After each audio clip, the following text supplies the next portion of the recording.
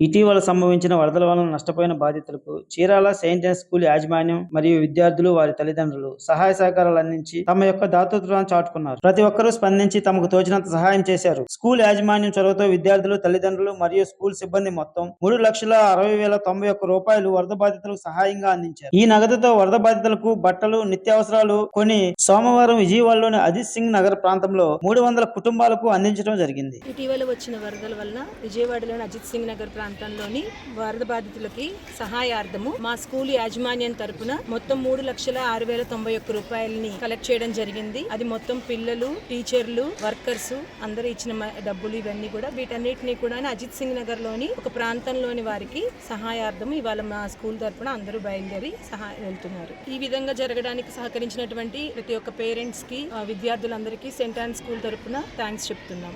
సహాయ సహకారాలు అందించిన విద్యార్థులు, వారి తల్లిదండ్రులు మరియు స్కూల్ సిబ్బందికి ప్రిన్సిపాల్ ధన్యవాదాలు తెలిపారు. Our students, so my special thanks, my dear children, to your beloved parents. It is because of their contributions that we have collected this much amount, and very specially thank each of you, my dear children. Please pray for us that 300 families should benefit. So may God bless all of you and your family members. Thank you. జరిగినటువంటి వరద నష్టానికి Chirala saint Ann's school management వారు, పిల్లలు, Saint Ann's school తల్లిదండ్రులు అందరూ కలిసి 3,09,000 రూపాయలు collect చేశాము.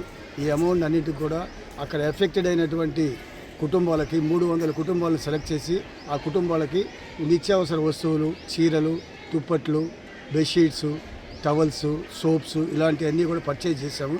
ఇవన్నీ కూడా ఈరోజు తీసుకెళ్ళి అక్కడ అందజేయడం జరుగుతుంది.